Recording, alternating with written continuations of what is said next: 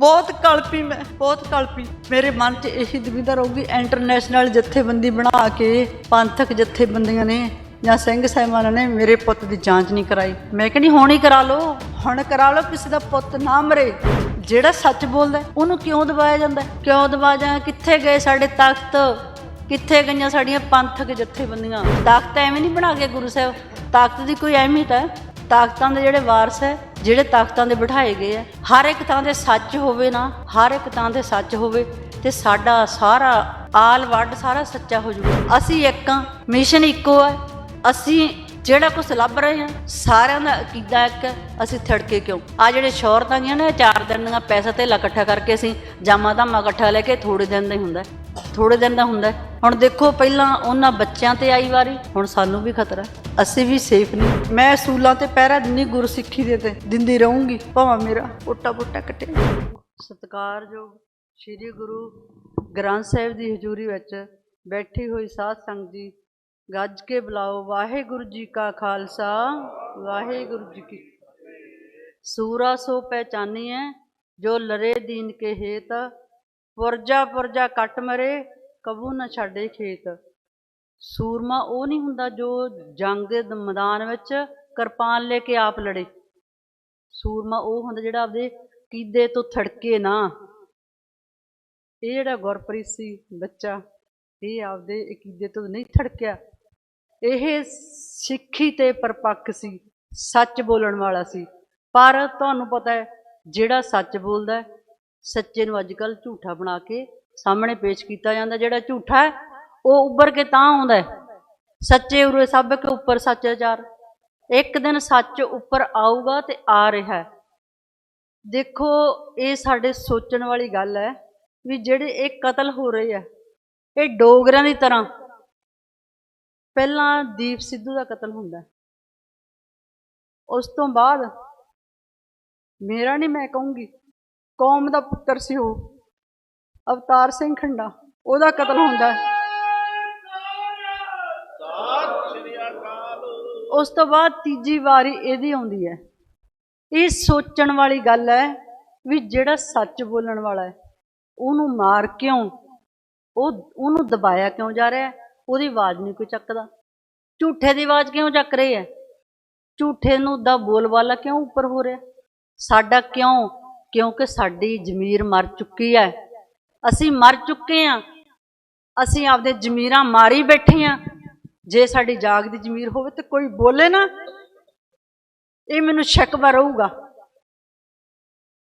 ਇਹ ਡੋਗਰਿਆਂ ਵਾਲਾ ਹਾਲ ਸਾਡੇ ਨਾਲ ਹੋ ਰਿਹਾ ਹੈ ਤੇ ਹੁੰਦਾ ਰਹੇਗਾ ਜਿੰਨਾ ਚਿਰ ਇਹ ਕੌਮ ਨਾ ਬੋਲੀ, ਸੱਚ ਨਾ ਬੋਲੇ। ਅਸੀਂ ਕੂੜਨ ਕੁੱਟੇ ਨਾਨਕਾ ਓੜਕ ਸੱਚ ਰਹੀ, ਇੱਕ ਦਿਨ ਸੱਚ ਰਹੇਗਾ। ਇੱਥੇ ਕੂੜ ਨੇ ਫਿੱਟ ਜਾਣਾ। ਮੇਰੀ ਦਿਲੋਂ ਇਹੀ ਅਰਦਾਸ ਹੁੰਦੀ ਹੈ ਵੀ ਸੱਚੇ ਪਾਤਸ਼ਾਹ ਸੱਚ ਨੂੰ ਉੱਪਰ ਲਵਾ ਲਿਆ। ਜਿੱਦਣ ਮੇਰਾ ਪੁੱਤ ਸ਼ਹੀਦ ਕਰਵਾਇਆ ਉਦਣ ਮੈਂ ਇਹ ਕਹੀ ਸੀ, ਸ਼੍ਰੀ ਗੁਰੂ ਰਾਮਦਾਸ ਜੀ ਮੇਰੇ ਸਾਹਮਣੇ ਸੱਚ ਲਿਆ, ਸੱਚੇ ਪਾਤਸ਼ਾਹ ਮੇਰੇ ਸੱਚ ਲਿਆ ਸਾਹਮਣੇ। ਮੇਰਾ ਕਦੇ ਝੂਠਾ ਨਹੀਂ ਗੁਰੂ ਹੋ ਸਕਦਾ। ਮੈਨੂੰ ਆਪਦੇ ਗੁਰੂ ਤੇ ਵਿਸ਼ਵਾਸ ਹੈ, ਭਰੋਸਾ ਮੇਰੇ ਗੁਰੂ ਤੇ। ਭਾਵੇਂ ਮੈਂ ਤਿਲ ਤਲ ਕਰ ਕੱਟੀ ਜਾਵਾਂ ਪਰ ਮੈਂ ਆਪਦੇ ਗੁਰੂ ਤੋਂ ਭਰੋਸਾ ਨਹੀਂ ਛੱਡੂੰਗੀ। ਮੈਨੂੰ ਵਿਸ਼ਵਾਸ ਹੈ। ਪਹਿਲਾਂ ਦੀਪ ਸਿੰਘ ਨੇ ਵਾਰਸ ਪੰਜਾਬ ਦੀ ਜਥੇਬੰਦੀ ਖੜੀ ਕੀਤੀ, ਅਵਤਾਰ ਸਿੰਘ ਨਾਲ ਰਲ ਕੇ ਖੜੀ ਕੀਤੀ ਜਥੇਬੰਦੀ। ਜਦੋਂ ਜਥੇਬੰਦੀ ਖੜੀ ਹੁੰਦੀ ਹੈ, ਇਹਨਾਂ ਨੇ ਆਪਦੇ ਜਿਹੜੇ ਸੀਗੇ ਪ੍ਰਧਾਨ ਸਾਰੇ ਉਹ ਜਥੇਬੰਦੀ ਦੇ 5 ਮੈਂਬਰ ਬਣਾਏ। ਇਹਨਾਂ ਨੇ ਕਿਹਾ ਵੀ ਜਿਹੜਾ ਇਹ ਫੈਸਲਾ ਹੈ ਇਹ ਜਥੇਬੰਦੀ ਦੇ ਜਿਹੜੇ ਹੈਗੇ ਆ ਮੋਢੀ ਉਹ ਹੀ ਕਰਨਗੇ, 5 ਜਾਣੇ। ਇਹ ਮੇਰੇ ਨਾਲ ਗੱਲ ਮੇਰੀ ਬੇਟੀ ਦੀ ਹੋ ਰਹੀ ਸੀ, ਦੱਸ ਰਿਹਾ ਮੈਨੂੰ ਆਹ ਅਸੀਂ ਮਾਂ ਕੀਤਾ। ਉਹ 5 ਜਾਣੇ ਥਾਪੇ ਜਿਹੜੇ ਇੰਟਰਨੈਸ਼ਨਲ ਜਥੇਬੰਦੀ ਬਣਾਈ ਸੀ ਦੀਪ ਸਿੰਘ ਨੇ। ਦੀਪ ਸਿੰਘ ਦੇ ਜਾਣ ਤੋਂ ਬਾਅਦ ਫਿਰ ਉਹਨਾਂ ਨੇ ਕਿਹਾ ਵੀ ਜਿਹੜੇ ਇਹਦੇ ਫੈਸਲੇ ਆ ਕੋਈ ਪਰਿਵਾਰਕ ਮੈਂਬਰ ਨਹੀਂ ਲਵੇਗਾ, ਜਿਹੜੇ ਇਹ ਲੀਡਰ ਹੋਣਗੇ ਇਹੀ ਲੈਣਗੇ।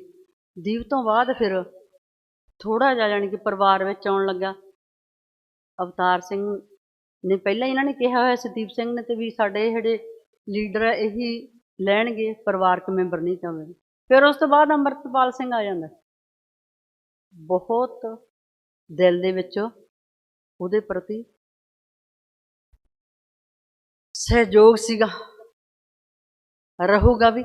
ਪਰ ਸਾਡੇ ਕੀਦੇ ਤੋਂ ਥੜਕੇ ਨਾ। ਫਿਰ ਜਦੋਂ ਮੇਰਾ ਪੁੱਤਰ ਇੰਨੀ ਗੱਲ ਕਹਿੰਦਾ ਹੈ ਵੀ ਕੋਈ ਪਰਿਵਾਰ ਦਾ ਮੈਂਬਰ ਨਾ ਆਵੇ, ਉਹਦਾ ਕਤਲ ਹੋ ਜਾਂਦਾ ਉੱਥੇ ਮੇਰੇ ਪੁੱਤ ਦਾ। ਉਸ ਤੋਂ ਬਾਅਦ ਫਿਰ ਜਥੇਬੰਦੀ ਨਹੀਂ ਬੋਲਦੀ, ਕੋਈ ਤਖਤਾਂ ਵਾਲੇ ਨਹੀਂ ਬੋਲਦੇ। ਸਾਡੇ ਗੁਰੂ ਸਾਹਿਬ ਨੇ ਤਖਤ ਕਿਉਂ ਬਣਾਇਆ ਸੀਗਾ? ਵੀ ਦੁਖੀਆਂ ਦੇ ਉੱਥੇ ਦੁੱਖ ਸੁਣੇ ਜਾਣ, ਉੱਥੇ ਨਵੇੜੇ ਹੋਣ ਸੱਚ ਦੇ।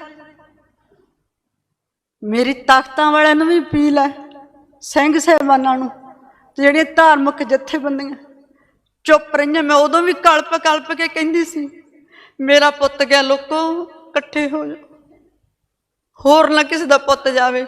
ਬਹੁਤ ਕਲਪੀ ਮੈਂ, ਬਹੁਤ ਕਲਪੀ।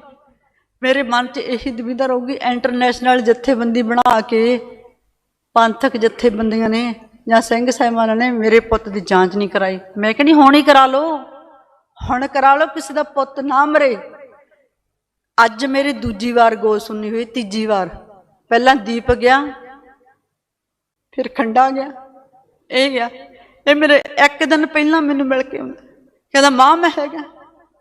ਜਿਹੜਾ ਸੱਚ ਬੋਲਦਾ ਉਹਨੂੰ ਕਿਉਂ ਦਬਾਇਆ ਜਾਂਦਾ? ਕਿਉਂ ਦਬਾਇਆ? ਕਿੱਥੇ ਗਏ ਸਾਡੇ ਤਖਤ? ਕਿੱਥੇ ਗਈਆਂ ਸਾਡੀਆਂ ਪੰਥਕ ਜਥੇਬੰਦੀਆਂ? ਮੇਰੀ ਇਹੀ ਬੇਨਤੀ ਹੈ। ਪਰ ਮੈਂ ਸਭ ਤੋਂ ਵੱਡਾ ਸ੍ਰੀ ਗੁਰੂ ਗ੍ਰੰਥ ਸਾਹਿਬ ਨੂੰ ਮੰਨੂੰਗੀ ਤੇ ਮੰਨਦੀ ਹਾਂ। ਇਹ ਜਿਹੜਾ ਮੇਰਾ ਪਿਓ ਆ ਨਾ, ਮੇਰੀ ਅਰਦਾਸ ਉਦਣ ਵੀ ਮੈਂ ਦਰਬਾਰ ਸਾਹਿਬ ਜਾ ਰਹੀ ਸੀ, ਜਿੱਦਣ ਮੈਨੂੰ ਰਸਤੇ ਵਿੱਚ ਮੇਰੇ ਪੁੱਤ ਦੀ ਮੌਤ ਦਾ ਪਤਾ, ਮੈਂ ਕਲਪ ਕੇ ਕਹਿੰਦੀ ਸੀ, ਗੁਰੂ ਰਾਮਦਾਸ ਮੈਨੂੰ ਸੱਚ ਦੇ, ਗੁਰੂ ਰਾਮਦਾਸ ਮੈਨੂੰ ਸੱਚ ਦੇ। ਮੇਰਾ ਗੁਰੂ ਕਦੇ ਝੂਠਾ ਨਹੀਂ ਹੋ ਸਕਦਾ, ਦਵਾਊਗਾ ਮੈਨੂੰ ਸੱਚ, ਮਿਲੂਗਾ ਮੈਨੂੰ ਸੱਚ। ਪਰ ਮੇਰੀ ਬੇਨਤੀ ਹੈ, ਹੱਥ ਬੰਨ੍ਹ ਕੇ ਸਾਰੀ ਸੰਗਤ ਨੂੰ, ਪੰਥਕ ਜਥੇਬੰਦੀਆਂ ਨੂੰ, ਤਖਤਾਂ ਦੇ ਮਾਲਕਾਂ ਨੂੰ। ਤਖਤ ਦਾ ਮਾਲਕ ਤਾਂ ਇੱਕ ਉਹੀ ਹੈ, ਪਰ ਸਾਡੇ ਸਿੰਘ ਸਾਹਿਬਾਨ ਜਿਹੜੇ ਉਹ ਵੀ ਸਤਿਕਾਰਯੋਗ ਹੈ। ਉਹਨਾਂ ਦਾ ਫੈਸਲਾ, ਜਿਵੇਂ ਗੁਰੂ ਸਾਹਿਬ ਨੇ ਕਿਹਾ ਸੀਗਾ, ਖਾਲਸਾ ਮੇਰਾ ਰੂਪ ਹੈ ਖਾਸ, ਖਾਲਸੇ ਮੈਂ ਕਰੂ ਨਿਵਾਸ। ਉਹ ਸਾਡੇ ਪੰਥ ਦੇ ਮੋਢੀ ਆ। ਜੇ ਅਸੀਂ ਖਾਲਸੇ ਦਾ, ਸਾਡੇ ਅਕਾਲ ਤਖਤ ਦਾ ਅਸੀਂ ਅਸੂਲ ਹੀ ਨਹੀਂ ਮੰਨ ਰਹੇ, ਅਸੀਂ ਕਾਹਦੇ ਸਿੱਖ ਹਾਂ? ਅਕਾਲ ਤਖਤ ਤੋਂ ਸਾਨੂੰ ਹੁਕਮਨਾਮਾ ਆਉਂਦਾ, ਅਸੀਂ ਉਹਦੀਆਂ ਧੱਜੀਆਂ ਉਡਾਈ ਜਾਂਦੇ ਹਾਂ। ਕੀ ਸਾਨੂੰ ਕੋਈ ਡਰ ਹੀ ਨਹੀਂ ਰਹਿ ਗਿਆ?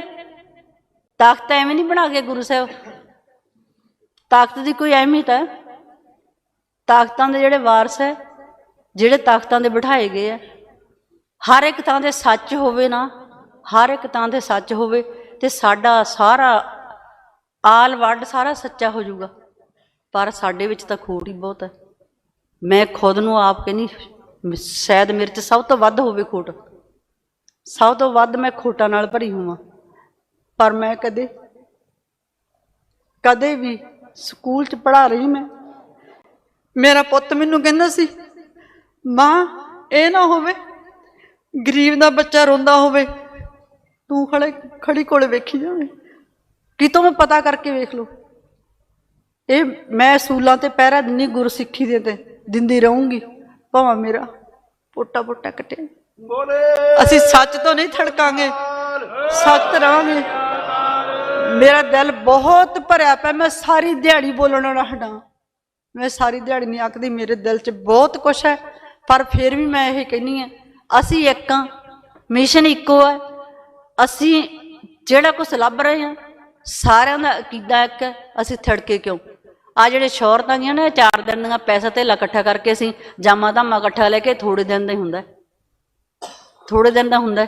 ਹੁਣ ਦੇਖੋ, ਪਹਿਲਾਂ ਉਹਨਾਂ ਬੱਚਿਆਂ 'ਤੇ ਆਈ ਵਾਰੀ, ਹੁਣ ਸਾਨੂੰ ਵੀ ਖਤਰਾ। ਅਸੀਂ ਵੀ ਸੇਫ ਨਹੀਂ, ਅਸੀਂ ਵੀ ਇਕੱਲੇ ਨਹੀਂ ਤੁਰ ਸਕਦੇ। ਪਰ ਇਹ ਪਿਓ ਦਾ ਹੈਗਾ ਨਾ ਸਾਰਾ ਤੋਂ ਵੱਡਾ, ਇਹ ਰਾਖੀ ਕਰੂਗਾ, ਸਾਡੀ ਕਰੂਗਾ ਰਾਖੀ। ਇਹ ਐਵੇਂ ਨਹੀਂ ਬੈਠਾ ਤਖਤ ਦਾ ਮਾਲਕ ਬਣਿਆ। ਅੱਜ ਵੀ ਮੈਂ ਉਹੀ ਅਰਦਾਸ ਕਰਦੀ ਹਾਂ, ਹੇ ਸੱਚੇ ਪਾਤਸ਼ਾਹ, ਧੰਨ ਗੁਰੂ ਰਾਮਦਾਸ, ਸ੍ਰੀ ਗੁਰੂ ਗ੍ਰੰਥ ਸਾਹਿਬ ਜੀ, ਸੱਚ ਨੂੰ ਲਿਆ। ਹੇ ਸੱਚੇ ਪਾਤਸ਼ਾਹ, ਸੱਚ ਨੂੰ ਉੱਪਰ ਲਿਆ। ਵਾਹਿਗੁਰੂ ਜੀ ਕਾ ਖਾਲਸਾ, ਵਾਹਿਗੁਰੂ ਜੀ ਕੀ ਫਤਿਹ। ਮੇਰੇ 'ਚ ਊਣਤਾਈਆਂ ਬਹੁਤ ਹੋਣਗੀਆਂ, ਮੈਥੋਂ ਕੋਈ ਬੋਲਦੀ ਤੋਂ ਕਿਸੇ ਦੇ ਖਿਲਾਫ ਜਾਂ ਕੋਈ ਗਲਤੀ ਹੋ ਗਈ ਹੋਵੇ ਤੇ ਮੈਂ ਕੋਈ ਬੁਲਾਰਾ ਨਹੀਂ, ਮੈਂ ਆਪਦੇ ਦੁੱਖ ਦਰਦ ਬਿਆਨ ਕੀਤਾ ਇੱਥੇ। ਮੈਨੂੰ ਮਾਫ ਕਰਿਓ। ਵਾਹਿਗੁਰੂ ਜੀ ਕਾ ਖਾਲਸਾ